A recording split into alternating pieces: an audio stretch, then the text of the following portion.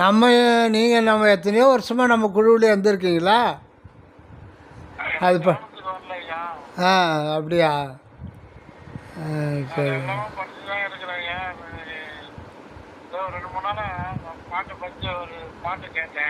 ஆ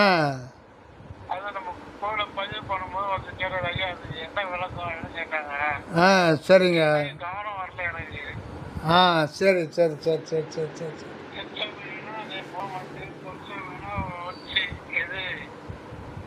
ஆ ஆ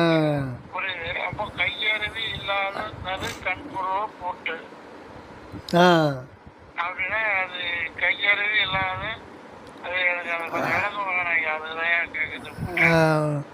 இப்போ நல்லா இருக்கேன் நல்லா இருக்கேன். பிள்ளைகள்லாம் நல்லா இருக்காங்களா? சரிங்க சரி சரிங்க. ஆ ஆ சரிங்க சரிங்க சரிங்க சரிங்க. Very good very good very good very good. அது கையறவுன்ற கையறவு முதல்ல இந்த நடுக்கன்னு சொல்கிறாங்க இல்லைங்களா? இப்போ நமக்கு வந்து முகத்தில் 2 கண் இருக்குது. இது நடுக்கண் அப்படின்றது என்னன்னா அதுதான் அருள். அருள் உணர்வு. அது அருள் உணர்வு அப்படின்னா அதுதான் கடவுளுடைய அறிவு. கடவுளுக்கு ஒரு அறிவு இருக்கு இல்லைங்களா? இப்போ மனிதனுக்கு அறிவு இருக்குது, நமக்கு மன அறிவு தான் நமக்கு அறிவு அதிகபட்சமாக. கடவுளுக்கு அறிவு என்னன்னா கடவுளுடைய அறிவுன்றது அவருடைய தன்மை. ஒவ்வொருத்தருக்கும் ஒரு தன்மை இருக்கு இல்லைங்களா? இப்போ அண்ணாதுரை எப்படிப்பா, அவர் ரொம்ப தங்கமானவர்ப்பா, சிவபக்தர், தான் உண்டு தன் வேலை உண்டு, புத்தகம் விற்கிறதே வேலையாக இருப்பார், திருவருட்பா விற்கிறதே வேலை அப்படின்னு சொல்கிறோம் இல்லைங்களா? அவங்க பக்கத்து வீட்டில் இருக்கார் ஒருத்தர் தனஞ்சயன், அவர் எப்படிப்பா, அவர் என்னப்பா அவர் வட்டி கொடுத்து வாங்குறாரு, 4 வட்டி கொடுத்து வாங்குறாரு, ரொம்ப மோசமான ஆளுப்பா. அப்படி ஒவ்வொருத்தரும் ஒரு கேரக்டர் இருக்குது. மண்ணு கூட ஒரு கேரக்டர் இருக்குது. அது வந்து மழை பெய்யும், லேசான மழை பெய்யும் போது அப்படியே கப்புன்னு மேலே வரும். நீங்கள் கரும்பு இப்போ சாறு எடுக்கிற இடத்துல, கரும்பு வெட்டுற இடத்துல சாறு பிழிஞ்சு அந்த கரும்பை காய்ச்சுவாங்க, அப்போ ஒரு இது வரும். பூவுக்கு ஒரு மனம், பூவுக்கு கேரக்டர் மனம். அந்த மாதிரி ஒருத்தருக்கும் ஒரு கேரக்டர் இருக்குது. அதில் வந்து இந்த சர்க்கரை இருக்குன்னா அதனுடைய தன்மை என்னன்னு பார்த்தீங்கன்னா இனிப்பு, அதனுடைய தன்மை. அப்போ வந்து ஒரு பொருளாகட்டும் ஒரு ஆற்றலாகட்டும் அதுக்குள்ள ஒரு தன்மைன்னு ஒன்று இருக்கும். அது மாதிரி கடவுளுக்கு ஒரு தன்மை இருக்குது. கடவுள்ன்றது அன்பு. அவருக்கு ஒரு தன்மை இருக்குன்னா அது வந்து எல்லையில்லாத ஒரு கருணை தான் அவருடைய தன்மை. கருணைன்றது தான் வள்ளலார் வந்து ஒப்பற்ற தயவு உடைய பேரறிவு.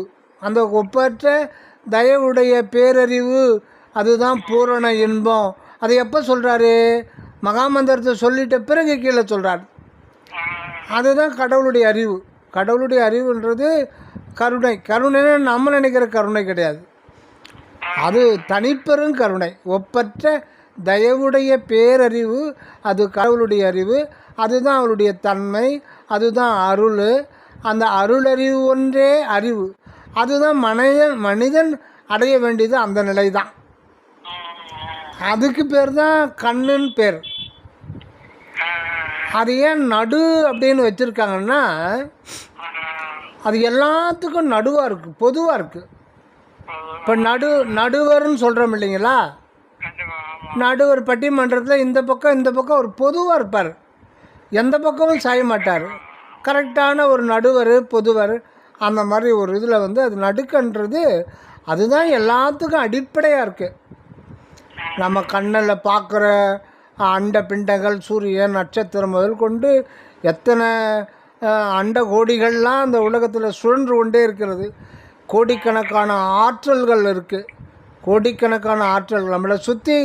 மின்காந்த அலை இயக்கம் இருக்குது, அந்த அலை இயக்கம் இல்லைன்னா நம்ம ஃபோன்லேயே பேசவே முடியாது.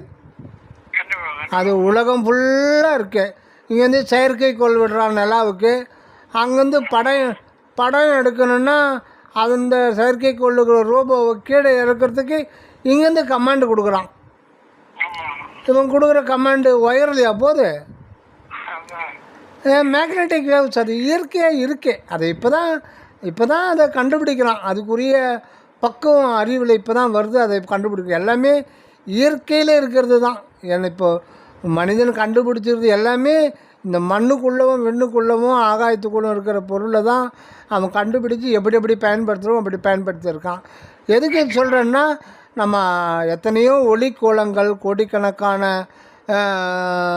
நட்சத்திரங்கள், அங்கே இருக்கிற ஒவ்வொரு நட்சத்திரத்தில் இருக்கிற சூரிய குடும்பத்தில் இருக்கிற பூமி, நம்ம இந்த போல் பூமி, அங்கே வாழற கோடிக்கணக்கான மனிதர்கள், பிண்டங்கள்ன்றது இந்த எந்த உயிருக்கும் ஒரு உடம்பு, உயிர் உடம்பு பிண்டம்னு போடுறது. அண்டங்கள், பிண்டங்கள், பண்ட பொருள்கள், இது எல்லாவற்றிற்கும் அடிப்படையாக இருக்கிறது ஒரு பொருள் தான் நடு அப்படின்னு சொல்கிறது. அது எதுன்னா அருள் தான். கடவுளுடைய அருள் தான் எல்லாமாய் விளங்குது. அதனால்தான் அருள் நிலை விளங்கு சிற்றம்பலம் எனும் சிவ சுகாதீத வெளி நடுவிலே. நடராஜபதி மால முதல் பாடல் வருதா, அருள்நிலை. அந்த அருள்நிலை தான் நடுவாக இருக்குது. அருள்நிலை விளங்கு சிற்றம்பலம் எனும் சிவ சுகாதீத வெளிநடுவிலே. அதுதான் கோயில். இந்த கோயில் வெளியில் எங்கே பார்க்க முடியும்? நீங்கள் தான் நாம் தான் அந்த சிற்றம்பலமாக இருக்கிறோம். அந்த சிற்றம்பலம்னாலும் சிற்றபையினாலும் அதுவும் அதுக்குள்ளே இருக்கிற உள்ளொலியும் சேர்ந்து தான் நடுக்கண்ணாக இருக்குது. அந்த நடுக்கண்ணு தான் நெற்றிக்கன்றது. அதான் அந்த நடுக்கண்ணை திறக்க பெற்றுக்கொள்ள வேண்டும்ன்றார். அதுதான் அருள் உணர்வு, அதுதான் கடவுளுடைய அறிவு. மனிதனும் அடைய வேண்டிய நிலை அந்த அருள் அறிவு என்கின்ற அருள் நிலை தான் இவனுக்கு அடைய வேண்டிய லட்சியமாக இருக்குது. அதை நோக்கி தான் நம்ம பயணித்து கொண்டே இருக்கிறோம். அந்த நிலையில் தான் நமக்கு மரணமில்லா பெருவாழ்வு மனிதனுக்கு முடிவாக இருக்குது. அதுதான் நடுக்கன். அதுக்கு நீங்கள் சும்மா அதை பச்சுக்கின்னு அதை தலைக்கிற உரு போட்டுன்னு இருந்தாலாம் வராது. அதுக்கு ஒரு பயிற்சி பண்ணணும். இடைவிடாத மனோப்பயிற்சி கொடுக்கணும். நம்ம மனம் எப்போ பாரு நினைக்கிறது, மறக்கிறது, தூங்கிறது, போகிற தூக்கத்துலேருந்து விழிக்கிற நேரத்துலேருந்து திருப்பி ராத்திரி பெட்டுக்கு போகிற நிறைய வரையில் எதனாவது ஓய்வு எடுக்குதா? நான் பல்லாயிரக்கணக்கான எண்ணங்கள் நாம் விரும்புகிறோமோ விரும்பலையோ அது பாட்டுக்கு அது நம்மளை அலக்கழிச்சிக்கிட்டே இருக்கும். அந்த நினைப்பு மரபு, இந்த நினைப்பு மரபு இருக்கிற இடத்துல கடவுள் உண்மை வெளிப்படாது. அதனால தான் வள்ளல் பெருமான் ஒரு ஜாம நேரம் பயிற்சி சொல்கிறார். அதாவது ஒரு ஜாம நேரம்னா 2:45 கிட்டத்தட்ட 3 மணி நேரம் ஆகுது. அந்த 3 மணி நேரம் இகலோக விசாரணை இன்றி பரலோக விசாரிப்புடன் கடவுளை சிந்தித்து கொண்டிருந்தாலாவது, தோத்திரம் செய்து கொண்டிருந்தாலாவது நாம் பெற வேண்டியதை பெற்றுக்கொள்ளலாம்ன்றார். 3 மணி நேரம்னா அது வள்ளலாருக்கு ஒரு முறை பண்ணால் போதும். வள்ளலார் போன்ற சாத்தியர்களுக்கு ஒரு முறை பண்ணால் போதும். நாம் அடிக்கடி அடிக்கடி அடிக்கடி பண்ணிக்கிட்டே இருக்கணும். ஏன்னா 3 மணி நேரம் எந்த சிந்தனையும் இருக்கக்கூடாது. விரும்பிடுமா? வராதே. அப்படி வந்துச்சுன்னா நீங்கள் வள்ளலார் மாதிரி ஆகிடுவீங்க. அதான் பெற வேண்டியதை பெற்றுக்கொள்ளலாம் அப்படின்றாருன்னா, பெற வேண்டியது என்ன? மரணமில்லா பெறுவார் தான் வள்ளலார் சொல்கிறது. நம்ம 3 மணி நேரம் உட்காந்தா கூட அதில் ஒரு நிமிஷம் சரியான இது அமையிறது கஷ்டம். இப்போ கையறவு இல்லாதுன்னா அதுக்கு பயிற்சி. கையறவுன்னா சோம்பல், நிதிரை, அப்புறம் பார்த்துக்கலாம். ஆனால் என்னப்பா இன்னும் இருக்குப்பா, நமக்கு சூழ்நிலையே சரியில்லைண்ணா. சூழ்நிலை சரியில்லை, நான் கூடிய சீக்கிரம் எல்லாத்தையும் முடிச்சுட்டு பையனுங்களை கல்யாணம் பண்ணிட்டு உட்காந்துடுறேன் ஒரே டே அப்படின்னுவான். அப்புறம் ஒரு பிரச்சனை வரும். அந்த பிரச்சனை என்ன? ஒன்றும் இல்லை, இது முடித்த பிறகு நான் கண்டிப்பாக ஒரு இடத்துல உட்காடுறேன் அப்படின்றான். அந்த பிரச்சனை பண்ணி உனக்கு தீராத நோய் வந்துடும். என்னடா சொன்னேன்னா நான் என்ன பண்ணுறது? இப்போ நோய் வராத நோய் வந்துடுச்சு, சர்க்கரை 400 இருக்குது, பிபி வந்துடுச்சு. அதுதான் சொல்கிறாரு, காற்றுள்ள போதே தூற்றிக்கொள்ள வேண்டும் சொன்னதுக்கு காரணம் என்னென்னா, இந்த உடம்புல ஜீவ சுவாசம் இருக்கும்போதே நீ பெற வேண்டியதை செஞ்சுக்கணும். ஏன்னா இந்த சரவணானந்த சாமி சொல்லுவார், உடம்பு நன்னிலையில் இருக்கும் பொழுதே, உடம்பு நன்னிலையில் இருக்கும்போதே மனம் வந்து அமைதியான சூழ்நிலை இயற்கை கொடுத்துருக்கோம். அந்த சூழ்நிலை இருக்கும்போதே நம்ம வந்து மேலேறிக்கணும். டப்புன்னு இந்த இருக்கிற நிலையை விட்டு மேலேறி போகணும் அப்படின்றார். அதுக்கு தான் கையறவு அப்படின்னா அதாவது கைக்கிசைந்த பொருளேன்னு சொல்கிறார் இல்லைங்களா. கைன்னு இந்த இடத்துல வந்து ஆன்மாவுக்குள்ளே தான் வந்து இறைவன் இருக்கார். ஆன்மாவுக்கு இன்னொரு பேர் கையின் பேர். கைவிடித்தார் நானும் அவர் கால் பிடித்து கொண்டேன். அவர் என் கைவிடித்தார், நான் அவர் கால் பிடித்து கொண்டேன். அவர்னா அற்பெருஞ்சோதி ஆண்டவர் அருவமாக இருக்கிற மனுஷ உருவத்தில் வந்து வள்ளலார் கையை பிடிச்சாரு. அது இல்லை, இது எல்லாமே சூக்கும் பொருள். அதாவது ஆன்மா பிடிச்சிக்கிட்டாராம். அவர் வள்ளலாருடைய ஆன்மாவை பிடிச்சிக்கிட்டார். எப்படி பிடிச்சிட்டாருன்னா, இவர் வந்து இடைவிடாத நினைக்கிறதுனால அவர் சரி நம்ம விட்டால் வேறு கதின்னு இருக்கிறாரு ராமலிங்கம், அதனால் நாம் இவரை விட்டு போகக்கூடாது. அவர் அங்கே தான் இருக்கார். நான் மறவேன் நீ மறக்காத, நான் மறப்பர் ஏன் மறந்தால் உயிரிடுவேன், நீ அப்படி இருக்கிற என்ன நீ மறந்துடாதன்றதுனால அவர் என் கைப்பிடித்தார், நானும் அவர் கால் பிடித்து கொண்டேன். கைக்குள்ளே கால் இருக்கு. ஆன்மா என்ற கைக்குள்ளே கடவுளுடைய திருவடி இருக்குது. அந்த திருவடிக்கு பேர் தான் நடுக்கன். அந்த திருவடி தான் அருள் உணர்வு.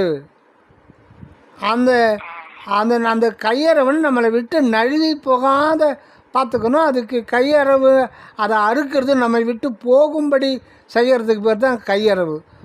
நம்ம கையை விட்டு நழுவி போயிடுற மாதிரி செய்கிற ஒரு விஷயத்துக்கு பேர் கையறவு. அது எதுன்னா சோம்பல், அப்புறம் பார்த்துக்கலாம், நித்திரை. அப்பா 5 மணி நேரம் தான்ப்பா தூங்கினேன், இன்னும் கொஞ்சம் தூங்கினா நல்லாயிருக்கும், கொஞ்சம் ரொம்ப டயர்டாக இருக்குது, இன்னும் ஒரு 3 மணி நேரம் தூங்கிட்டு வர்றேன்ப்பா.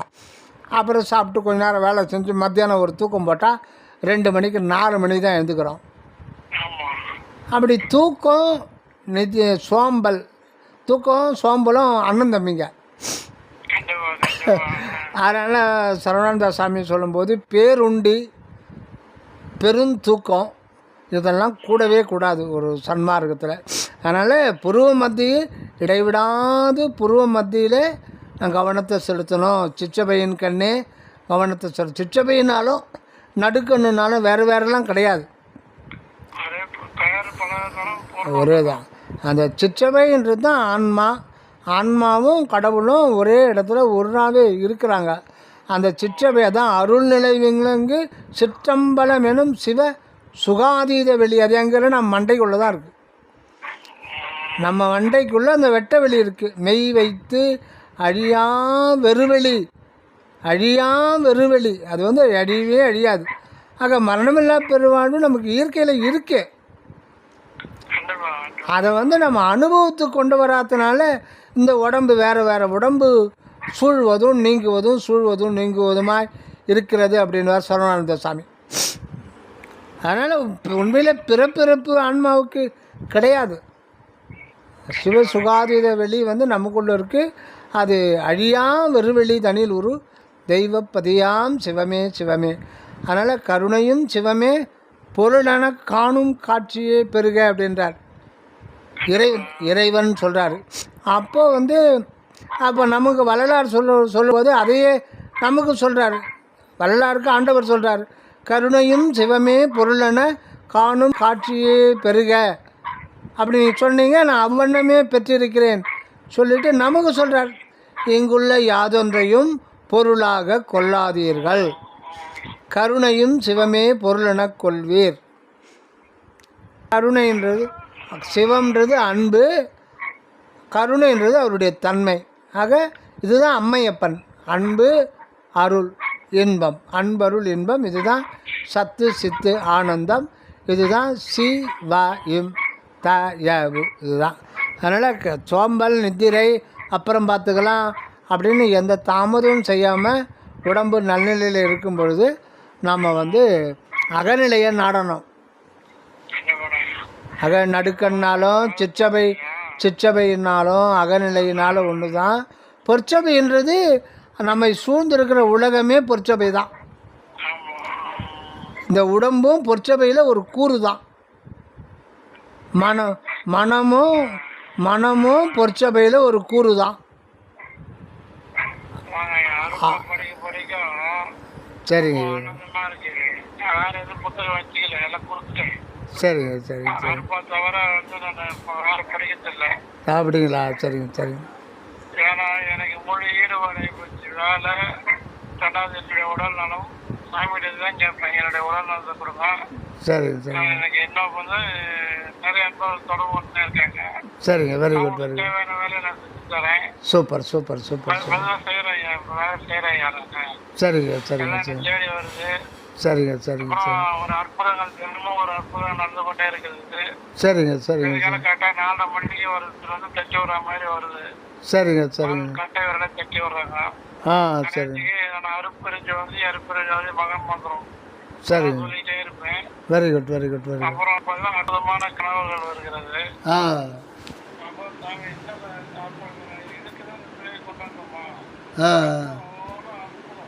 அப்படிங்களா? சரி.